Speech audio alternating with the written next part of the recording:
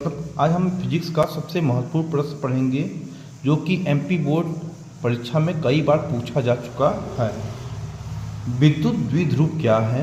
किसी विद्युत द्विध्रुव के कारण अक्षीय स्थिति में किसी बिंदु पर विद्युत क्षेत्र की तीव्रता ज्ञात कीजिए। सबसे पहले क्या पढ़ना हमको? विद्युत द्विध्रुव। तो विद्युत द्विध्रुव क्या होता है? जब जो समान एवं विपरीत आवेश एक दूसरे से क्या होते हैं, अल्प दूरी पे मतलब बहुत ही पास रखे गए हों, तो उस निकाय को, इस पूरे निकाय को ही क्या कहेंगे? विद्युत द्विध्रुव। जब दो समान एवं विपरीत आवेश एक दूसरे से अल्प दूरी पर रखे गए हों तो उस निकाय को विद्युत द्विध्रुव कहते हैं। अब हम इसके लिए व्यंजक स्थापित करेंगे। व्यंजक पर माना ए भी एक विद्युत द्विध्रुव है जिस पर क्रमशः -q और +q आवेश स्थित है, जिसके बीच की दूरी 2a है और इसका मध्य बिंदु O है। इसका मध्य बिंदु क्या है? O है। माना ए भी एक विद्युत द्विध्रुव है जिस पर क्रमशः -q और +q आवेश स्थित है, इसके बीच की दूरी 2a है और इसका मध्य बिंदु O है। मध्य बिंदु O से R दूरी पर, मध्य बिंदु O से R दूरी पर कोई एक बिंदु P है जहां हमें विद्युत क्षेत्र की तीव्रता ज्ञात करनी है। माना यदि एक विद्युत द्विध्रुव है जिस पर क्रमशः -q और +q आवेश स्थित है, इनके बीच की दूरी 2a है तथा इसका मध्य बिंदु O है। मध्य बिंदु O से R दूरी पर एक बिंदु P है जहां हमें विद्युत क्षेत्र की तीव्रता ज्ञात करनी है और ये ऐसे रखा गया है और यह ऐसे माध्यम में रखा गया है जिसका परावैद्युतांक A है। प्लस B से की दूरी dt बराबर हो जाएगा, यहाँ से यहाँ तक दूरी R है और यहाँ से यहाँ तक दूरी A हो जाएगा तो R माइनस A, और P से की दूरी AP बराबर हो जाएगा, AP बराबर हो जाएगा R प्लस A।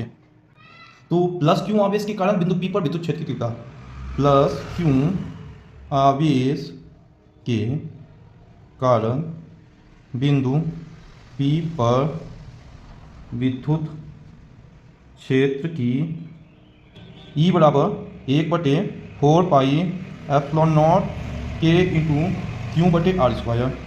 R मतलब दूरी, तो हमारे पास +q आवेश के कारण दूरी कितना है? BP, तो हो जाएगा E बराबर 1/4 पाई epsilon not K into Q बटे BP का स्क्वायर। तो BP की वैल्यू दी गई R माइनस A, तो E बराबर हो जाएगा 1/4 पाई epsilon not K into Q बटे R माइनस A का होल स्क्वायर। अब -q आवेश के कारण, -q आवेश के कारण बिंदु P पर विद्युत क्षेत्र की तीव्रता, अभी विद्युत क्षेत्र की तीव्रता इधर हो गया P के कारण +q आवेश के कारण विद्युत क्षेत्र की तीव्रता E1 और इधर मान लेते हैं क्या इसके कारण E2। ये हो गया E1, इधर ले लेंगे E2। E2 बराबर हो जाएगा 1/4 पाई epsilon not K into Q बटे दूरी का स्क्वायर। दूरी अपने पास क्या होगी? PA square. तो E2 बराबर 1/4 पाई epsilon not K into Q बटे PA का मान कितना है? R प्लस A का होल स्क्वायर। इसको रख लेते हैं समीकरण 1।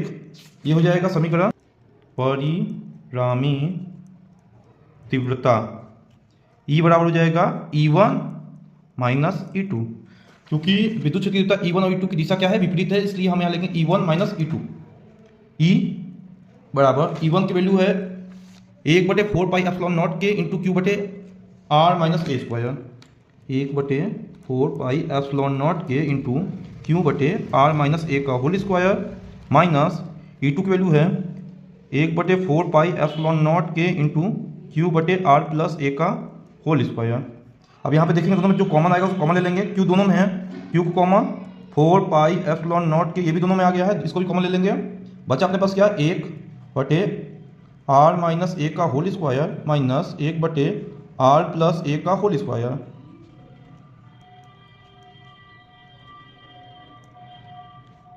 यहाँ इन दोनों एलसीएम ले लेंगे, हो जाएगा आर स्क्वायर माइनस ए स्क्वायर का होल स्क्वायर, इसका गुणा एक के साथ करेंगे, आर प्लस ए का whole square minus r minus a का होल स्क्वायर।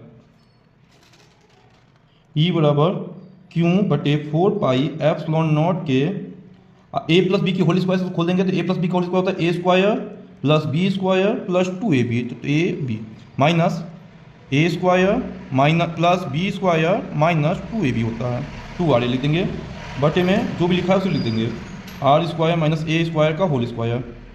अब यहाँ ब्रैकेट खोलेंगे अगले स्टेप पे,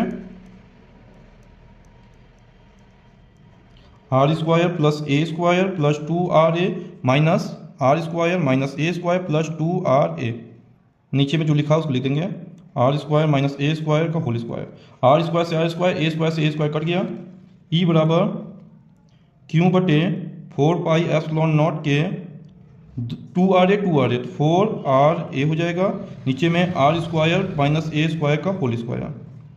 यहाँ पे 4ra 4 को करेंगे 2 इंटू 2 हो जाएगा, यहाँ लिख सकते हैं 2q इंटू 2a। ई बराबर क्यू बटे 4 पाई एप्सिलॉन नॉट के इंटू 2a इंटू 2r बटे आर स्क्वायर माइनस ए स्क्वायर का होल स्क्वायर। अब हम जानते हैं द्विध्रुव आघूर्ण, द्विध्रुव आघूर्ण P बराबर होता है Q इंटू 2a। द्विध्रुव आघूर्ण की परिभाषा होता है विद्युत द्विध्रुव के एक आवेश का दोनों आवेशों के बीच की दूरी के गुणनफल को विद्युत द्विध्रुव आघूर्ण कहते हैं। तो हम यहाँ पे Q इंटू 2a की जगह में P लिख सकते हैं, हो जाएगा E बराबर 1 बटे 4 पाई एप्सिलॉन नॉट के इंटू P इंटू 2r बटे आर स्क्वायर माइनस ए स्क्वायर का होल स्क्वायर। हम पहले बता चुके हैं कि विद्युत द्विध्रुव क्या होता है, विद्युत द्विध्रुव में जो आवेश होते हैं दोनों एक दूसरे से बहुत ही कम दूरी पर स्थित होते हैं। तो मान लेते यदि r बड़ा है बहुत बड़ा है किससे, a से, तो a की वैल्यू लगभग 0 के बराबर होगी, तो a स्क्वायर भी क्या होगा 0 होगा। तो E बराबर हो जाएगा 1 बटे 4 पाई एप्सिलॉन नॉट के इंटू P गुणे 2r बटे आर स्क्वायर माइनस ए स्क्वायर क्या लिख सकते हैं 0 का होल स्क्वायर। E बराबर 1 बटे 4 पाई एप्सिलॉन नॉट के इंटू P गुणे 2r बटे आर स्क्वायर, और यहाँ स्क्वायर तो आर पावर 4।